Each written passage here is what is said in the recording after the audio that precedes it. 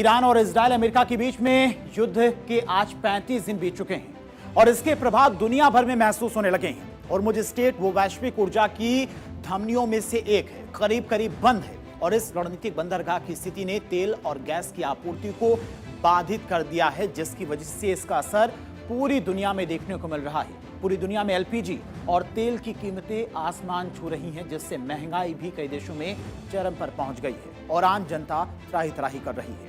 Global level पर ऊर्जा संकट गहराने के बीच में भारत ने होर्मुज स्ट्रेट संकट की वजह से उत्पन्न तनाव को खत्म करने के लिए लगातार एक्शन में है। तेल और गैस की आपूर्ति सुनिश्चित करने के लिए भारत ने रूस और अन्य मित्र देशों से अधिक ऊर्जा आयात करने की रणनीति तेज कर दी है और इस कदम ने न सिर्फ घरेलू ऊर्जा सुरक्षा को मजबूती दी है, बल्कि वैश्विक ऊर्जा संकट के बीच भारत की स्थिरता और रणनीतिक दूरदर्शिता को भी उजागर किया है कि किस तरह से भारत अपने नागरिकों के लिए रणनीति बनाता है।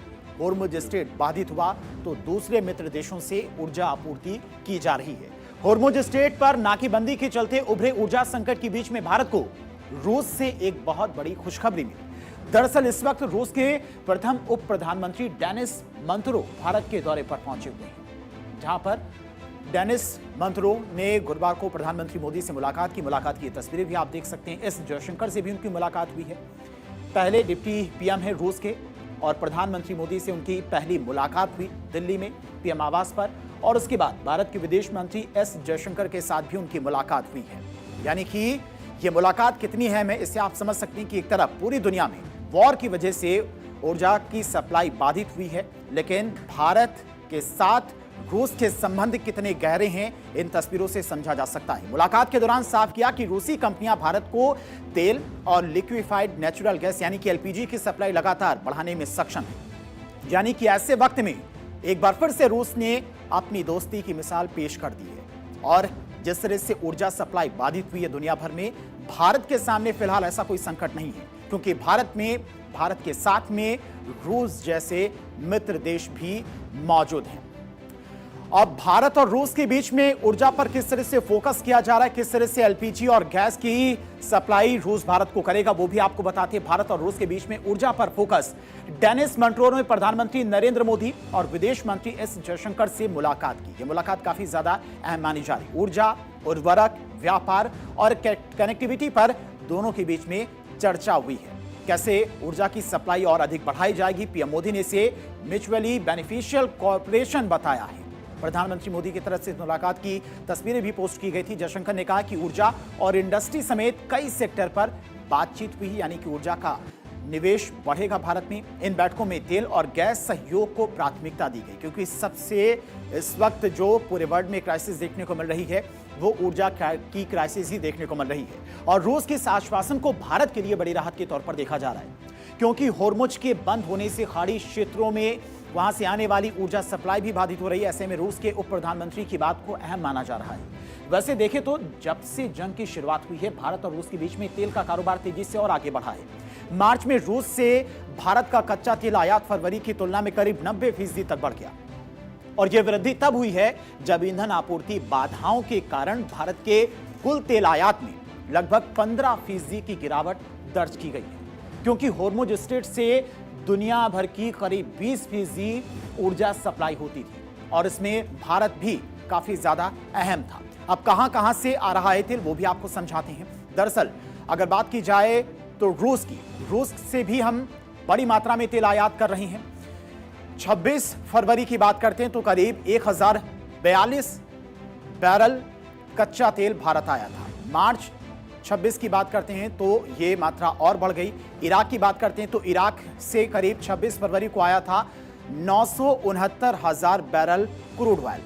मार्च 26 की बात करें तो ये घट गया है, 235,000 बैरल तक ही रह गया, क्योंकि स्ट्रेट ऑफ होर्मुज बाधित हुआ है। सऊदी अरब की बात करते हैं तो सऊदी अरब से भी तेल आयात घटा है।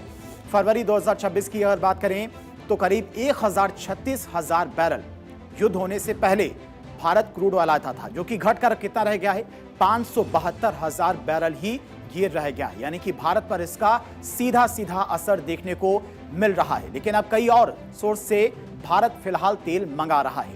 इसके अलावा यूएई की बात करते हैं, चूंकि यूएई भी काफी अहम पार्टनर है भारत का।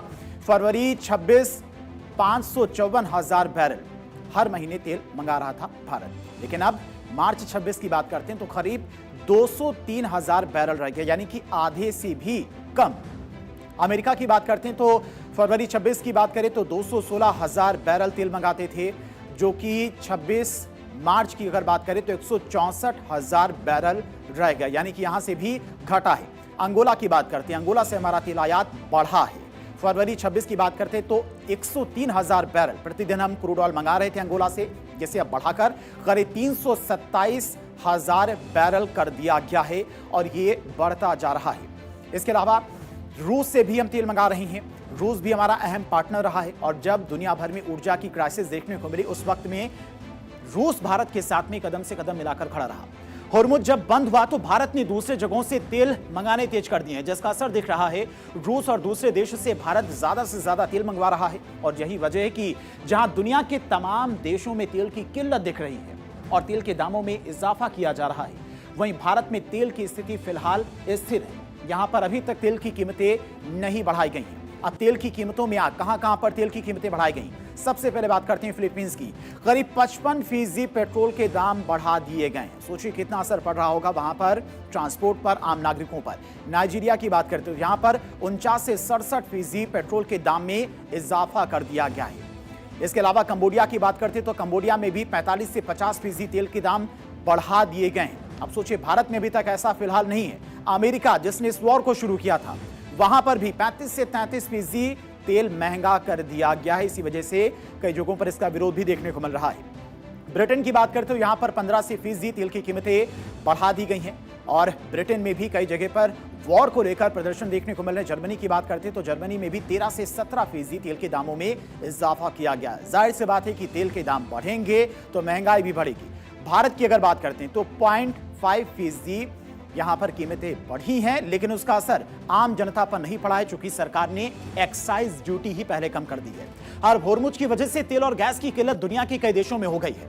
ऐसे में दुनिया के तमाम देश होर्मुज खोलने की मांग ईरान से कर रहे हैं। होर्मुज स्ट्रेट को लेकर ब्रिटेन के आह्वान पर वर्चुअली मीटिंग हुई, जिसमें दुनिया के कई देश ने शिरकत की।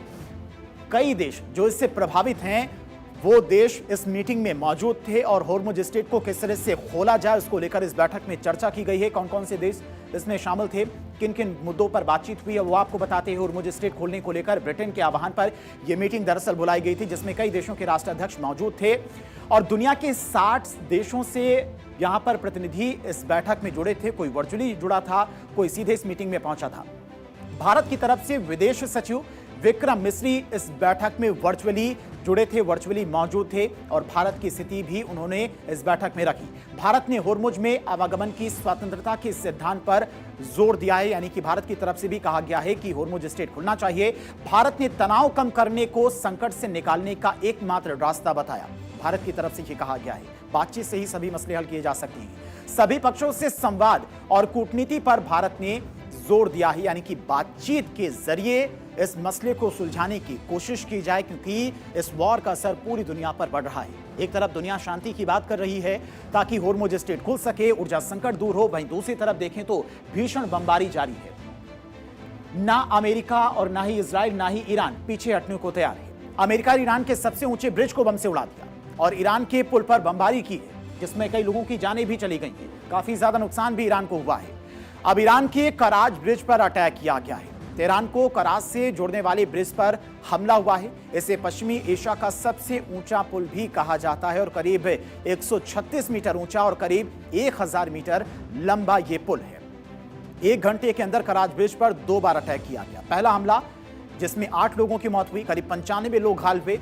दूसरा हमला लगभग 1 घंटे बाद जब रेस्क्यू की टीम मौके पर पहुंची थी, इसमें भी कई लोगों की जानें गई हैं और करीब 3800 करोड़ रुपए से इस पुल को बनाया गया था। ईरान के सबसे ऊंचे पुल पर हमले के बाद में अब पश्चिम एशिया के 8 बड़े पुलों की निशाना बनाने की तैयारी की जा रही है। ईरानी मीडिया ने पश्चिम एशिया क्षेत्र में मौजूद प्रमुख पुलों की सूची भी प्रकाशित की है। यह सूची अमेरिका और इजरायल के निशाना लगाकर किए गए हमले के बाद जारी की गई है, जिसमें ईरान के उत्तरी शहर करज में एक अहम पुल को नष्ट कर दिया गया है और ईरान के विदेश मंत्री ने पलटवार करते हुए कहा कि ईरान के लोग कभी सरेंडर नहीं करेंगे। अब आपको बताते हैं कि क्या कुछ कहा गया है, साथ ही साथ कौन कौन से वो 8 ब्रिज हैं जो निशाने पर ईरान की तरफ से उनकी लिस्ट जारी की गई। कौन कौन से वो ब्रिज हैं तो आपको बताते हैं। शेख जाबिर अल अहमद अल सबाब सी ब्रिज है, कुवैत में यह ब्रिज है जो ईरान की टारगेट पर है। इसके अलावा बात करें शेख जायद ब्रिज, संयुक्त अरब अमीरात में यह ब्रिज है, यानी कि ईरान की तरफ से इसको टारगेट किया जा सकता है।